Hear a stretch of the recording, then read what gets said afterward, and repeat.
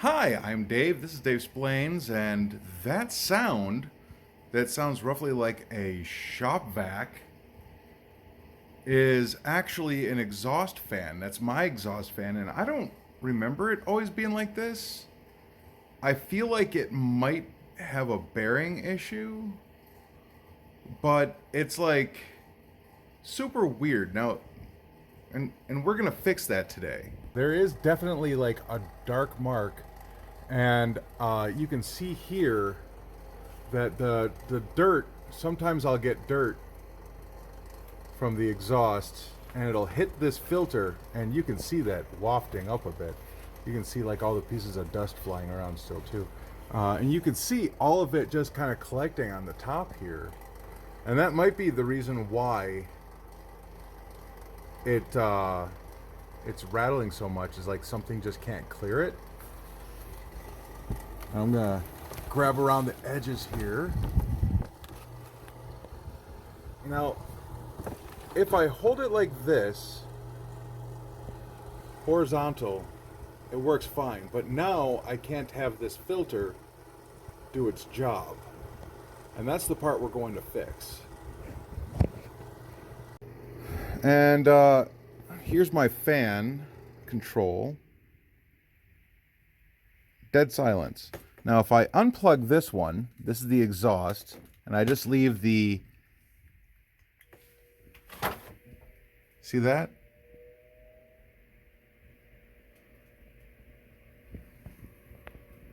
And it's running because that's at full blast, and I usually keep it lower. So this exhaust, essentially what I think happened is that it's not really meant to run. Oh God, I'm sorry. I gotta plug this thing back in. Because it does not have an on-off switch. It doesn't have anything. It's just on or off.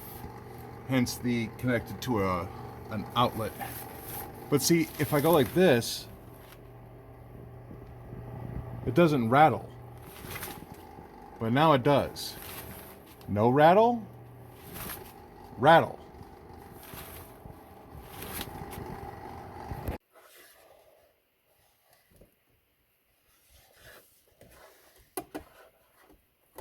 What we're going to do here is we're just going to try to outline the exhaust port of this thing. Let's see if we can. Oh yeah, that's gonna be good. I think we can make that work. Okay, so the biggest challenge that we are going to have here is making our initial cut without making a gigantic crack that just splits the top. And now that I think about it, I'll be right back. Okay, so there are a number of ways of going about this, but the problem is going to be applying pressure and just getting the cut without the split. And you can do this a number of different ways. You can start with a small hole. You can try to push through with your scissors. I would recommend kitchen shears because they are designed to cut through things that are really, really tough. Some of you might get the idea to use this spade bit to start a hole because, you know, plastic's a little bit like wood. Okay. I'm going to say don't do that because the last time I did that, I got a split. We have regular crafting scissors. But I have this drill bit here, and we're in the way of the camera a bit.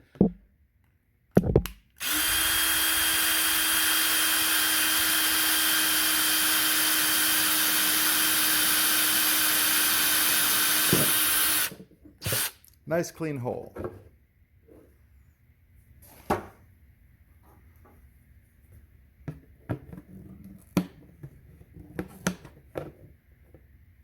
And as you can see here, nice clean cut with the kitchen scissors. The crafting scissors, the real cutting power is all the way down at the bottom, really. So there's no really way to go around. As you can see, I'm splitting them. Doesn't really work great. So go to the store, get yourself a pair of kitchen shears. They actually don't cost much. This is a Henkel's. This costs $10 at Walmart. I don't usually shop at Walmart, but they're the only ones who sell Henkel's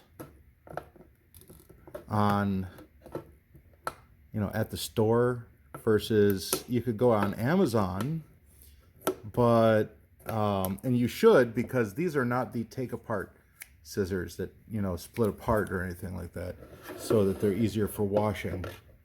These are what I will call the cheap version. Now, the other thing is that if you're not quite all the way out to the line, that's kind of okay, because one thing that's nice about squeezing into it is that it's going to make a better seal.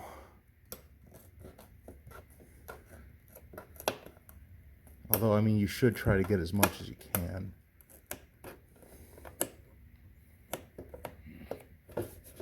And that's my way of thinking you should do this. Now, just for funsies, since we have this piece here and we've got this kind of junk piece here. Oh, what am I doing? That's a screw. All right. Just because of the fact that if I do this, it should probably be in between these sticks here.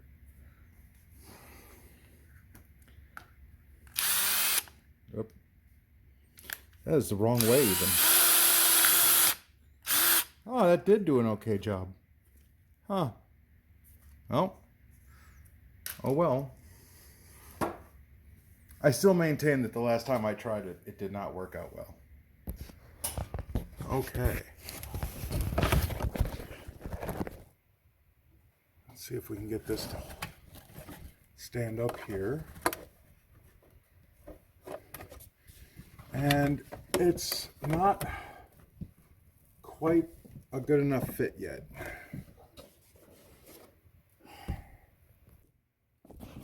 Alright, so we're going to have to try to find some way of mounting this so I can check and see it's actually doing well. Here. Oh, stupid shears.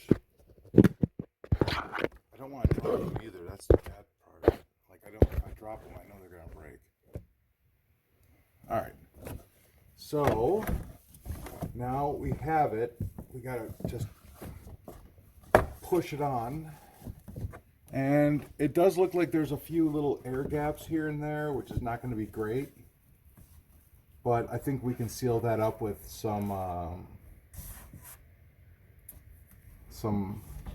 maybe some hot glue. But it does, because of the fact that we pushed it on, it feels pretty solid. Oh, that's got a... Oh, man, now I'm wishing that I had kept that other tool that I had that would have made short work of making this ring smaller.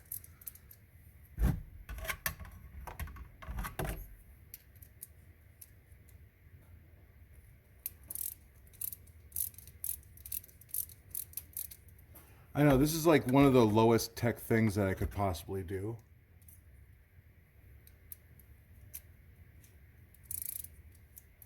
But it's something to entertain you.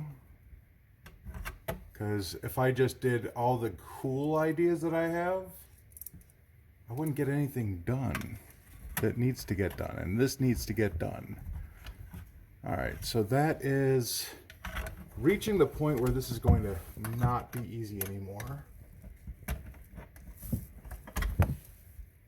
And I got this tool and I thought it was the stupidest thing. I got it for like $3 at an auto parts store in a bargain bin when I was in the Army. And now it seems to be like one of the most important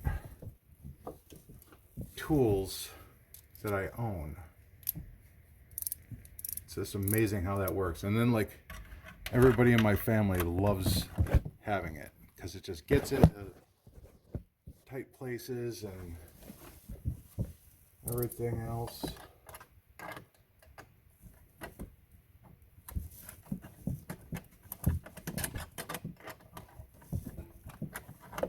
All right. Come on. All right. So that's on. And that's now not going to come off. And I feel like I'm going to have to get some screws and really screw this fan onto some boards so it doesn't slide back as well. But for the time being, that's what it's going to look like. All right, awesome sauce, clock time. So I mounted the camera a little bit different so that this might fit a little bit better. And since we already found that the spade bit works, there we go. There's our starter. Now, I should probably explain what I'm doing. Okay, so this is like a basic filter, right? I did not notice this wire mesh though. So this is going to require the kitchen shears. The wire mesh is really there to kind of keep this stable. But this is like a simple $2 filter. Now, I have thought about using carbon air filters, but then that's a lot of plastic for the framing that I just don't really need to use. I mean, now I'm just not even making a point anymore. But this, I can make, I would say at least 5 to 9 filters off of this and just hot glue them to the inside, and then when it's time to change, I can, you know, just heat up the glue, pull it off, put on the new one, and that's it. So that's what we're gonna do, because this would be a lot less waste. The other idea that I have is to actually add like a bracket system in here eventually, to the point where I can just slide something in, but without having to use glue. Now, that is going to be far off in the future. Now, the other thing is I probably should have gotten a ruler or a square edge, but for now, I'm going to start off with just this kind of line here. And the reason I'm using this circle that we cut out earlier is because I know that this is how much air is going into the filter.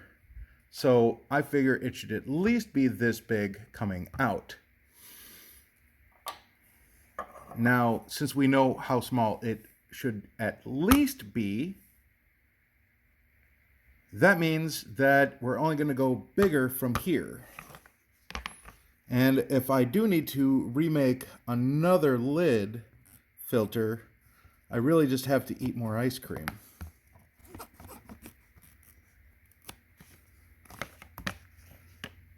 Okay. All right, now I'm going to use those two cutout pieces to catch any hot glue that falls. And we're going to open up this filter. And you know, this filter I've actually had for a while because I wanted to build a dust collector. And I thought it would be really neat to just use these filters as the dust collector in my basement. So we have all of this, and we only need to cover that. So while the other cutout is catching glue so that I don't make a mess, we can use this, and ooh, I just got poked. All right. So kitchen shears. We need to make it a little bit taller.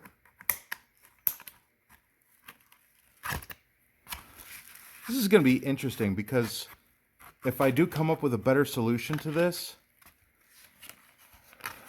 I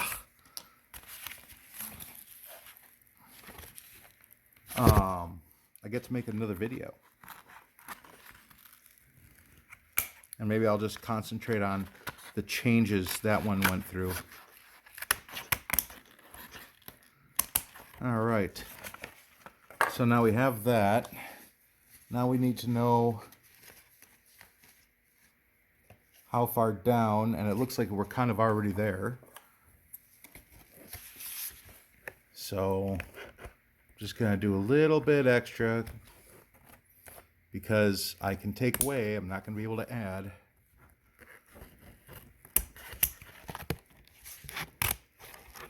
There we go.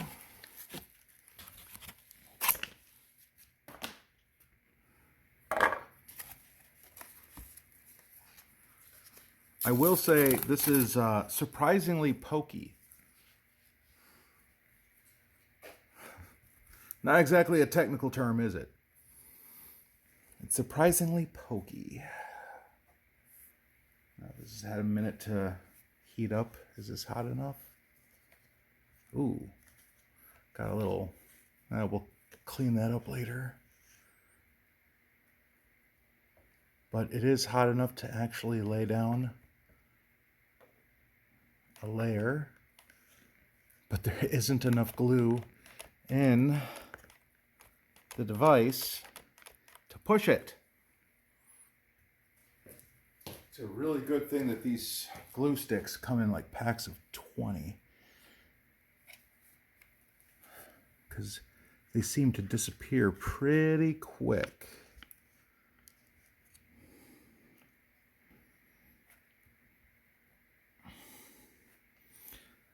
And if you're wondering what happened to my finger, that will be in the Christmas diorama video that I am still finishing.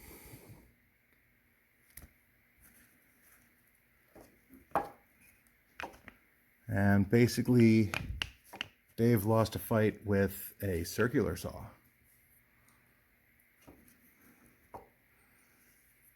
All right, so we have this little bit here, and it is sealed, and it is not pretty. But now, in order to change the filter, all I have to do is take off the lid, and I can leave everything else there. So another nice little thing about this as well is that if things do collect, like I do get dirt up in here, which is a possibility, and it hits the filter, it will then be down here in the bucket and easier to clean.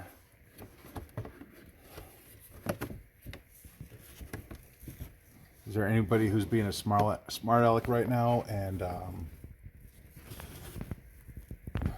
scanning this barcode?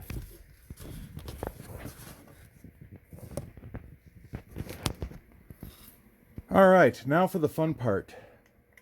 We're going to turn off that. We're going to try to grab the power line back in. Did it just, I think it just fell right back down again.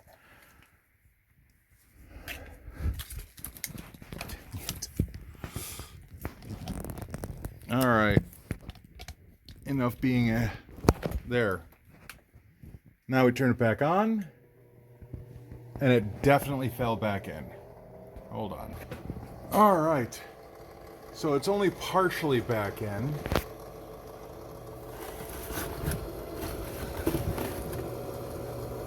And it is making less noise. Air is coming out pretty well. I'll just take this here. You can see that it's moving this yarn pretty well. So there is something going on there. I know what you're thinking. It's probably this fan, but if you look at the fan, it's not on. So that's this blower right here.